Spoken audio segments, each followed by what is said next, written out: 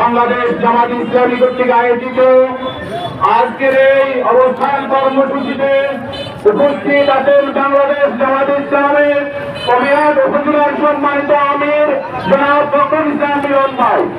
আরো উপস্থিত আছেন উপজেলার জামাতের সেক্রেটারি জনাব ইয়াসিন ভাই।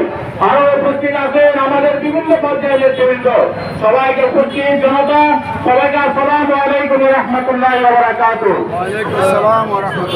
আমরা দীর্ঘ 17 বছর এভাবে কোন অবস্থায় এভাবে দাঁড়াতে পারি নাই।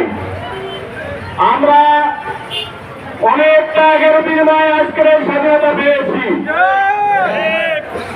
আমরা অনেক ত্যাগ করেছি বিগত বছরগুলোতে।